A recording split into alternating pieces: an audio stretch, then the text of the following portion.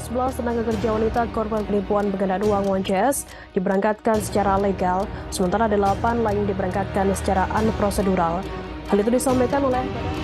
Sementara itu, penyidik Ditreskrimum Polda Metro Jaya telah memeriksa 2 dari 11 korban yang merupakan tenaga kerja wanita yang ditipu oleh tersangka pembunuhan berantai ONCS. Para korban diiming-imingi uang mereka akan berlipat ganda melalui kekuatan supranatural. Setelah menipu belasan korban yang dijanjikan akan dipekerjakan ke luar negeri.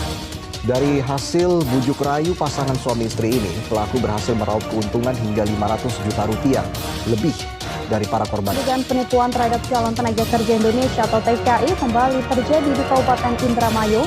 Seorang korbannya berusia 20 Migran Care Siti Bardia menilai pekerja migran, terutama perempuan, rentan menjadi korban penipuan. Oleh sebab itu, pemerintah diimbau untuk memberikan pendidikan literasi keuangan bagi calon pekerja migran agar tidak mudah diperdaya oleh pelaku kejahatan.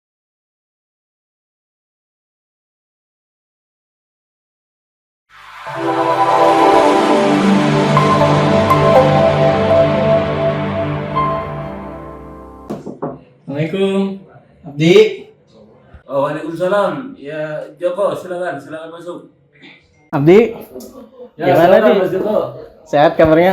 Sehat. Silakan, Alhamdulillah. Mas Joko. Ada apa ini, Mas Joko? Ini saya mau curhat sebenarnya. Curhat apa? Ekonomi keluarga saya kan lagi nurun-nurunnya, Oke, apalagi habis COVID kemarin kan. baik. Nah, gaji yang saya dapat sekarang itu nggak mencukupi. Saya lihat di TV kayaknya jadi TKI lebih menggiurkan, dah. Gajinya lebih besar ya, Mas? Lebih besar juga. Tapi saya nggak tahu nih cara biar bisa jadi TKI gimana. Prosesnya juga nggak tahu. Tenang, Mas Joko. Saya punya kenalan. Nanti saya kenalin biar bisa berangkat jadi TKI. Wah, itu pas banget sih. Kapan kita bisa ke orangnya? Insya Allah saya hubungi besok, mungkin langsung bisa lah, gas langsung. Oh, gas langsung ya besoknya. Oh, terima kasih.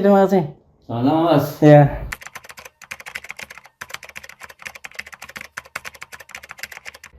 Assalamualaikum, Mas Fajar. Oh, waalaikumsalam, Mas Abdi, silakan masuk. Mas Fajar. Mas Abdi. Gimana kabarnya? Baik. Mas. Ya, Mas. Ini kenalin Mas Joko. Oh, Mas Joko. Iya. Ya, kenapa? Ini ada temanku ini, biasalah ekonomi kurang. Jadi pengen nyari, ya cuan lah, nyari Oh, oke. biaya hidup yang lebih. Jadi ini mau ke jadi TKI. Oh, jadi TKI. Iya. Oke. Kebetulan kan Mas kerja di situ lah. Jadi bisa nggak Mas Joko ini ikut Mas Fajar? Oh iya, saya memang biasa ngeberangkatin. Saya bisa berangkatin orang lah dengan mudah lah untuk jadi TKI, khususnya kayak jadi TKI di Taiwan atau lain sebagainya gitu. Kira-kira Mas Jokonya mau? Ya, saya mau banget sih, Pak. Soalnya kan yang saya lihat di TV sama orang-orang bilang TKI itu lebih gede gajinya, Pak. Iya benar. Kalau di Indo kerjanya banyak, cuma gajinya segitu-segitu aja, Pak. Oh iya. Cuma cukup buat makan mungkin, Pak. Jadi mohon banget, Pak, biar dilancarkan urusan saya buat luar negeri, Pak. Oh bisa. Kalau mau nanti setelah ini ya kita ngobrol lagi aja berdua buat masalah tentang persiapan keberangkatannya. Kalau mau dibantu ya bisa saya bantu lah. Iya. Mau? Mau, Pak. Oke. Terima kasih, Pak ya. Iya sama-sama.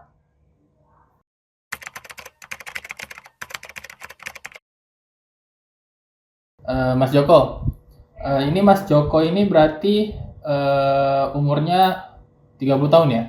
Iya, Pak. 30 tahun, oke. Tapi ini saya lihat pengalaman kerjanya Mas Joko ini sedikit ya? Iya, Pak. Terlebih lagi nggak pernah di perusahaan besar, Pak. Paling perusahaan kecil, Pak. Oh, oke. Atau ngikut orang doang, Pak. Kalau buat lulusannya, Mas Joko lulusan apa? Saya lulusan SMA, Pak. Lulusan SMA ya? Iya, Pak. Oh, iya. Oke, ini jadi saya lihat Mas Joko ini bisa masuknya nanti di perusahaan tekstil mungkin di Taiwan atau di lain sebagainya. Tapi saya lihat dulu ini bisa nggak kayak gitu. Nah, kalau untuk apa namanya persyaratannya ini persyaratannya tuh banyak. Cuman kalau dari saya sendiri sih intinya sih buat Mas Joko aman lah kayak gitu. Intinya asal ada ya itulah Mas paham lah ya, intinya itu ada itu ya, pokoknya intinya semuanya aman, mulai dari perlengkapan Mas Joko kayak nanti ya ijazah bisa kita buat sendiri segala macam. Pokoknya intinya Mas Joko asal ada itu ya semuanya aman gitu. Banyak juga ya Pak ya persyaratannya. Iya. Kalau semua bisa terhandle, kira-kira biayanya berapa ya Pak semuanya Pak? Kalau buat terhandle sih ya kita sama-sama paham lah Mas ya. Jadi kan ya Mas ini kan mau saya berangkatin kayak gitu, Iya, dan Pak. saya harus lengkapin. Saya buktinya baru tahu kalau ya Mas Joko ini lulusan SMA kayak gitu. Saya kira Mas Joko ini punya pengalaman banyak, jadi saya kan nggak perlu bukan capek ya, kayak nggak perlu ngurus-ngurus yang kayak gitu-gitu lagi. Nah mungkin ya kalau saya lihat buat Mas Joko ya buat Mas Joko aja sih kayak gitu. Saya nggak bilang ke yang lain juga gitu. 95 juta tuh udah semuanya lah Mas. Pokoknya Mas tuh udah nggak perlu ribet-ribet mikir-mikir kayak apanya segala macam. Pokoknya Mas tuh 95 juta udah bisa sampai berangkat lah kayak gitu. 95 juta ya Pak ya?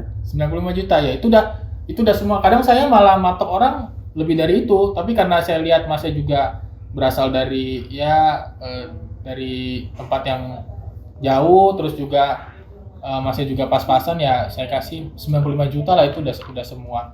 Pokoknya Mas tuh ini udah aman lah semuanya kayak gitu.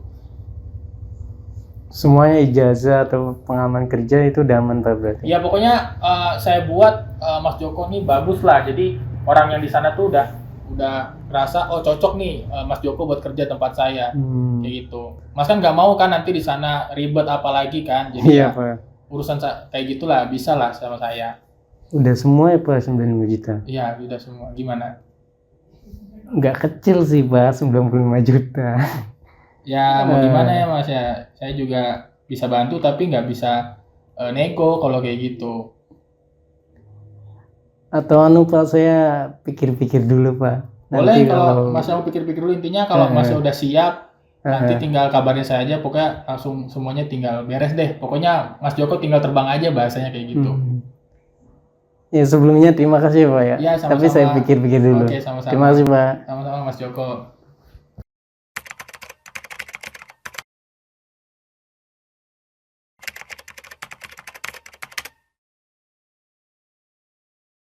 Mas Joko, Iya Pak. gimana udah siap buat hari ini berangkat? Siap insya Allah Pak. Udah siap ya? Iya Pak. Oke, sekarang kita mau ngomongin tentang sebelum keberangkatannya gitu, sambil nunggu mobilnya motor datang ya? Iya Pak. Jemputan. Jadi gini, Mas Joko, ini berkas yang nanti Mas Joko lampirin buat di jalan. Iya, Pak. Paspornya sudah di Mas Joko kan? Udah Pak di Udah tas ya Pak. di tas, oke. Jadi ini berkasnya coba Mas Joko pegang dulu. Nah ini nanti berkasnya Mas Joko pegang buat nanti di imigrasi. Kayak gitu Mas Joko. Imigrasi itu di bandaranya ya Pak? Ya Mas Joko nanti Pak. Kebetulan saya nggak bisa nganter. Jadi jadi saya briefing Mas Joko dari sekarang kayak gitu. Iya Pak. Nah, jadi Mas Joko nanti ini kasih aja ke orangnya. Terus kalau ditanya mau kemana, bilang mau ke Taiwan. Terus, Taiwan Pak? ya mau ke Taiwan. Terus mau ngapain? Mau liburan sekalian kayak gitu. Bukannya buat kerja ya Pak? Iya buat kerja, tapi saya bilang nanti kamu bilangnya buat liburan aja, karena nanti biar nggak usah dibanyak tanya sama kamunya. Oh gitu Daripada Pak? kamu dibanyak tanya nanti malah nggak berangkat kan, lebih serem lagi. Saya cuma ngasih berkas ini, nanti semoga kamu bisa berangkat ke sana. Jadi kalau bisa Mas Jokonya bisa ngomong inilah ngakalin ngomongnya juga di sana. Intinya Mas Joko kalau bisa dari sini nanti Mas Joko bisa terbang dengan selamat sampai Taiwan. Nanti di Taiwan Mas Joko nggak ditanya lagi. Memang ribetnya di imigrasi Indonesia. Oh di Indonya yang ribet ya Pak? Iya.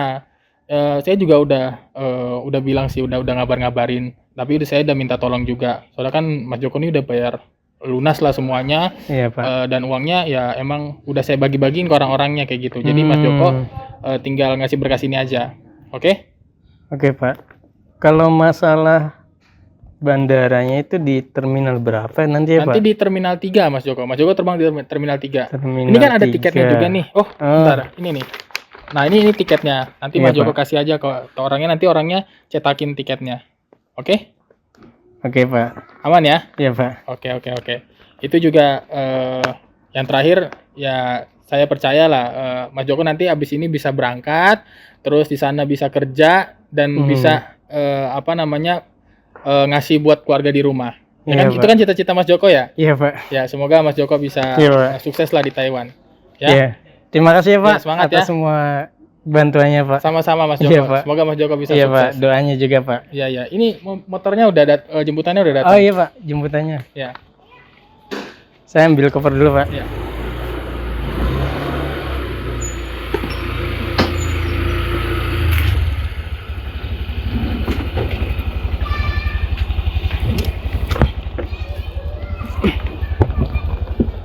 Saya berangkat dulu ya Pak. Ya, hati-hati Mas Joko ya. Iya Pak, terima Semoga, kasih Pak.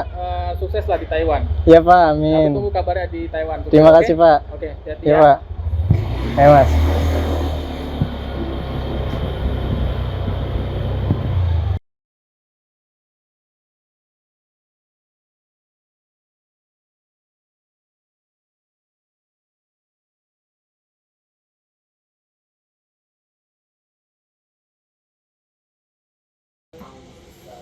Mas Fajar belum berangkat ini.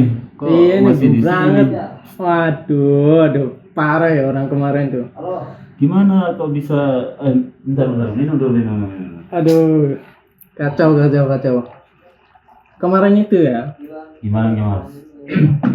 saya udah bayar mahal-mahal 95 juta. 95 juta. Iya. Lo Mas Abdi nggak tahu tak? Gak tahu ini Mas Fajar ini saya nggak terlalu kenal Mas, tapi pernah saya ada orang mau ke TKI juga, terus saya arahkan ke Mas Fajar. Tapi juga. berangkat. Ya itu berita terakhir saya nggak tahu ini. Jangan-jangan kena tipu sama kayak saya. Kayaknya Mas. Soalnya kan dia bilang udah clear 95 juta sampai terakhir. Tapi ya itu udah minjem ke sana. Gak bisa di bandaranya, bilangnya dokumennya kurang. Jadi Mas Fajar ini saya kenal dari teman saya. Karena teman saya ini kerjanya suka berangkat Berangkatin TKI orang. dan itu terjamin gitu sampai ke berangkat terus. Tapi Mas, Aduh parah. Kemarin tuh emang diiming-imingin ya. Sebagus-bagusnya iklannya. Dibilangnya aku kan lulusan SMA tuh. aduh. Jadi bilangnya berkasnya diurusin biar jadi punya ijazah kuliah itu loh, S1, biar bisa kerja di Taiwan. Terus masalah umur juga katanya bermasalah. Terus diurusi juga paspor, visa. Emang udah ada sih paspor visanya, cuma pas di bandaranya ternyata nggak bisa. Dokumennya itu bukan dokumen kerja. Aku dibilang masa disuruh liburan, bilang ke imigrasinya, dia bilang udah bayar orang bandaranya, kira aku udah bakal mus-mus aja pakai duit. Kemana ya Mas? Mas kemarin yang saya antar ke Mas Fajar, kenapa setelah itu kok nggak ngajak saya biar saya bantu juga? Takutnya kan dibohongi kayak gini kan, aduh, saya Iya juga yang sih. malu ini Mas. Karena Kemarin soalnya saya bilang mau ajak Mas Habdi juga, cuma dia bilang berdua aja gitu. wah, Interview dia bilangnya. Jadi nggak bisa bawa orang. Gimana Mas ya? Ada solusinya ya? Aku hubungi juga nggak bisa-bisa Nggak loh. bisa. Mas Habdi bisa lah hubungi. saya belum coba nih, kayaknya diblokir Mas sampean Mas. Wah tuh, angel. Kayaknya saya juga diblokir ini. Aduh. Pasti kan saya kenalin Mas ke Mas Fajarnya, mungkin saya juga diblokir. Tapi ya saya bantulah, kita bawa ke kita lapor lah masalah. Ke polisi dah. Iya, kita bisa lapor masalah ini ke pihak yang berwenang. Saya punya advokat yang bisa membantu masalah Mas Joko biar diselesaikan sesuai dengan hukum Mas. Iya sih, kalau bisa mohon lah Mas ya. Ya. Soalnya nggak kecil ya. Iya, Duitnya, 95 juta Mas. eh. Mending kasih saya Mas. Pinjem-pinjem senang mari saya Oh, utang-utang. Insya Allah saya bantu Mas. Ada kenalan ini, Insya Allah kenalan Bener dekat, kata bener Mas. ini, bukan kayak Mas Fajar kemarin ya. Jadi Bukan dari kenalan. Facebook kan? Ya, bukan sama santai Mas. Tuh. Ini sama-sama kita kuliah jadi urusan Oh, hukum. teman Mas juga. Ya, teman. Kebetulan kerjanya advokat, jadi Insya Allah bisa bantu Mas Joko untuk menyelesaikan masalahnya. Nanti misalnya biaya biar Biaya nggak usah, karena saya yang nunjukin Mas ke Mas Fajar, jadi Insya Allah biaya ya Insya Allah lah saya yang tanggung jawab. oh, makasih ya Mas Abdi ya. 95 juta udah Mas, Iya. nggak rugi Mas. Iya. Insya Allah kita Hari kapan janji bisa? kita hubungi teman saya yang advokat. Insya Allah kita susun waktunya kapan beliau bisa. Nanti saya hubungi lagi Mas Joko. Terus itu kita ketemuan sama beliau Insya Allah. Oke. Masih ya Mas Abdi ya. Saya juga minta maaf ini Mas. Iya nggak apa-apa karena- ini. Salahnya emang Mas Fajar ini orangnya. Gak bener ya. Oke. Insya Allah kita ketemu besok atau lusa sesuai. Ya, Kalau nggak Selasa Rabu ya Iya, berarti. insya Allah. Oke. Oke, Mas, apalagi yang dicurhatin nih Mas, biar saya bisa bantu ini. Itu aja sih Itu dulu. aja ya. Pokoknya ketemu dulu itu orang. Ketemu ya. Pasti Oh, nggak bisa. jauh-jauh lah dari sini ya. Ya. Oke, siap.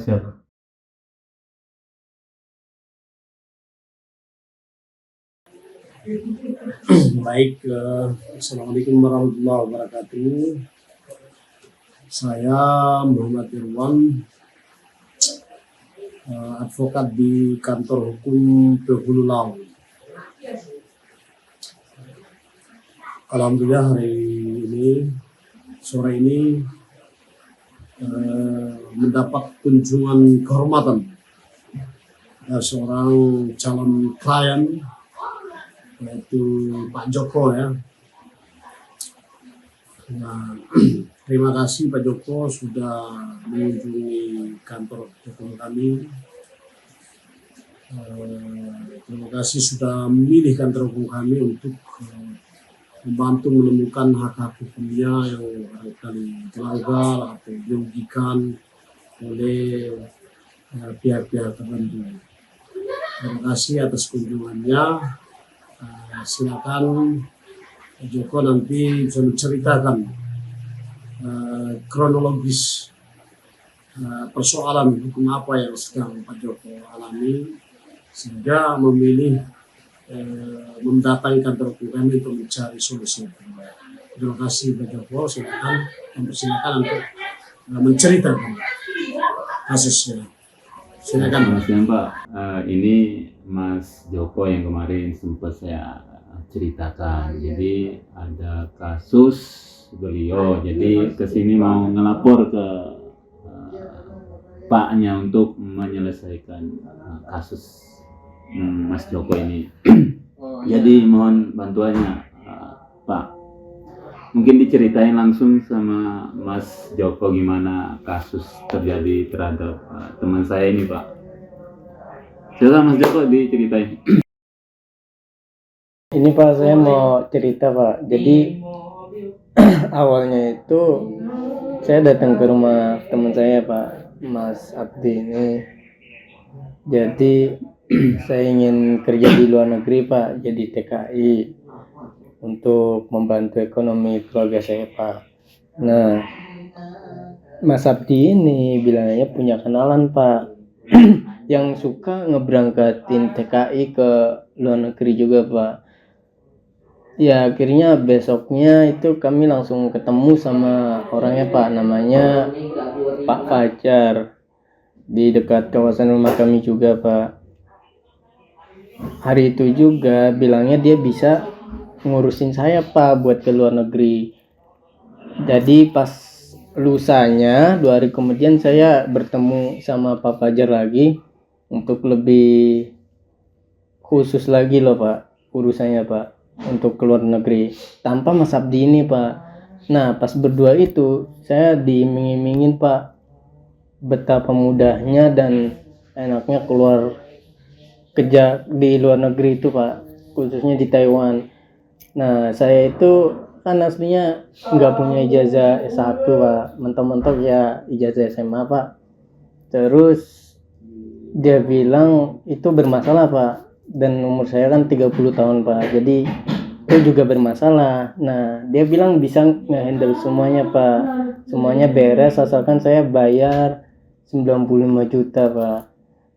Nah akhirnya saya tuh ragu-ragu awalnya untuk membayar 95 juta, tapi dihubungin terus sama dia dan juga diyakinin terus Pak bahwasanya 95 juta itu langsung bisa berangkat dan kerja di sana 2 bulan itu langsung bisa balik modal gitu loh Pak, 95 juta. Ya akhirnya saya setuju, terus akhirnya diurusin berkas-berkasnya segala macamnya. Pas hari hanya saya berangkat, pas di imigrasi itu dokumennya kurang Pak, kata pihak bandara. Akhirnya saya benar-benar nggak bisa berangkat, nggak diizinkan naik pesawat aja enggak loh Pak. Padahal itu saya udah ngutang kemana-mana buat ngumpulin 95 juta itu Pak. Jadi semenjak hari itu juga nomornya Pak Fajar, semua media sosialnya udah kami cari, cuman nggak bisa dihubungi lagi Pak. Begitu juga Mas Abdi juga nggak bisa menghubungi Pak Fajar lagi. Jadi kita kesini untuk melapor dan minta bantuan juga kebijaksananya gimana Pak dalam masalah hukum ini Pak. Nah, jadi baik Pak Joko sudah menceritakan orang Indonesia terkait dengan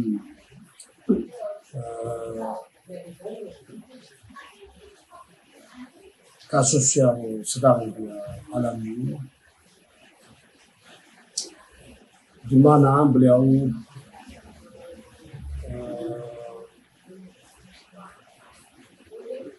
dijanjikan untuk diberangkatkan kerja ke salah satu negara tujuan di Asia oleh sebuah lembaga penyalur jasa tenaga kerja. Ternyata lembaga ini diduga bodong gitu ya. Jadi Pak Joko sudah menyetor beberapa uang yang disyaratkan kurang lebih 19 juta ya. Ternyata berapa? 95 juta. Ternyata pada saat mau berangkat, Pak Joko ini masih awam gitu ya, dia diarahkan untuk berangkat pada hari yang ditentukan. Dia disuruh ke bandara. Ternyata di bandara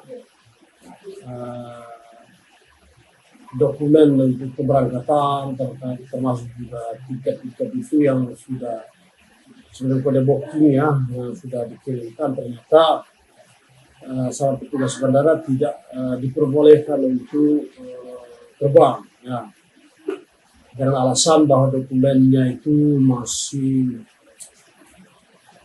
tidak lengkap. Nah,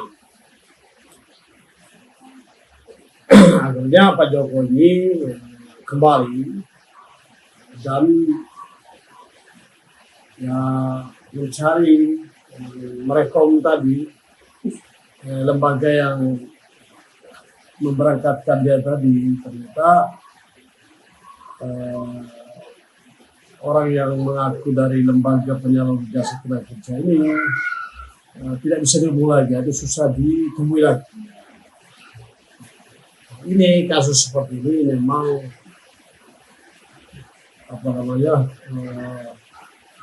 bukan kasus-kasus baru ya, kasus ini sudah banyak ya, kita bisa baca di berbagai media ya. Makanya perlu kehati-hatian sekali untuk urusan seperti ini. Yang sampai kita dijanjikan, apalagi dengan syarat yang menyetor uang cash tadi ya, 95 juta itu uang yang bukan kecil. mestinya ya cicil atau gimana ini kalau 95 juta memang yang dibayar cash. Ini kita harus sadar. Nah, dari perspektif atau dari kacamata hukum, untuk kasus-kasus seperti ini, kalau kita dari kantor hukum, ya kita menyarankan untuk dibuat laporan polisi. Ya. Bisa datangi kantor polisi terdekat untuk membuat laporan polisi. Nah, kalau dari kantor hukum kita insya Allah siap untuk memberikan pendamping kalau memang dibutuhkan. Biasanya kalau kita memberikan pendampingan berarti awalnya didahului dengan penandatanganan surat kuasa. Setelah itu kita akan mendampingi untuk membuat pengaduan atau laporan polisi di kantor di Polres, di Polres. Karena ini dugaan penipuan ya di KUHP di pasal 378 KUHP dengan ancaman paling lama 4 tahun. Jadi unsur-unsurnya insya Allah masuk unsur penipuan. Jadi bisa kita membuat pengaduan ke Polres dengan dugaan melanggar pasal 378 KUHP. Nah, barangkali itu dari kami yang bisa memberikan advice terkait kasus yang dialami oleh Pak Joko kali ini. Terima kasih. Tenaga kerja Indonesia atau yang lebih familiar dengan TKI, menurut undang-undang adalah setiap warga negara Indonesia yang memenuhi syarat untuk bekerja di luar negeri dalam hubungan kerja untuk jangka waktu tertentu dengan menerima upah. Terkait dengan isu perlindungan TKI adalah segala upaya untuk melindungi kepentingan calon TKI dalam mewujudkan terjaminnya pemenuhan hak-haknya sesuai dengan peraturan perundang-undangan, baik sebelum, selama, maupun sesudah bekerja. Sedangkan yang dimaksud dengan calon tenaga kerja adalah calon TKI atau setiap warga negara Indonesia yang memenuhi syarat sebagai pencari kerja yang akan bekerja di luar negeri dan terdaftar di instansi pemerintah kabupaten atau kota yang bertanggung jawab di bidang ketenaga kerjaan. Mengingat bahwa tenaga kerja Indonesia di luar negeri sering dijadikan objek perdagangan manusia, termasuk perbudakan dan kerja paksa, korban kekerasan, kesenwangan, kejahatan, dan harkat martabat manusia, serta perlakuan lain yang melanggar hak asasi manusia.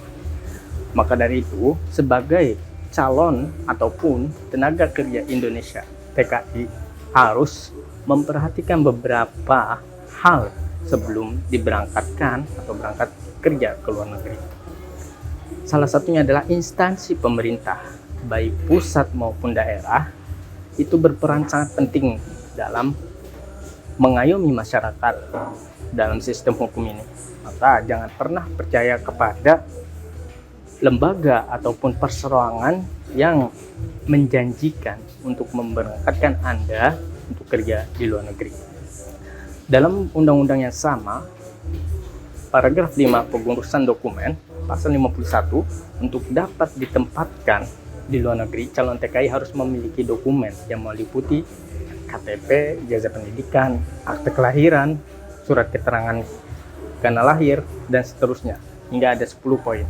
Maka dari itu, perseorangan yang memberangkatkan Anda dan menjanjikan Anda itu tidak memiliki hak sama sekali. Harus adanya regulasi antara calon TKI dengan pemerintah setempat. Jika Anda mengalami masalah, maka Anda bisa melaporkan kasus-kasus penipuan TKI terkait dengan pemerintahan setempat ataupun kepolisian. Karena penipuan adalah musuh dari harapan. Hanya melalui edukasi dan perlindungan, harapan bisa kembali menjadi kenyataan.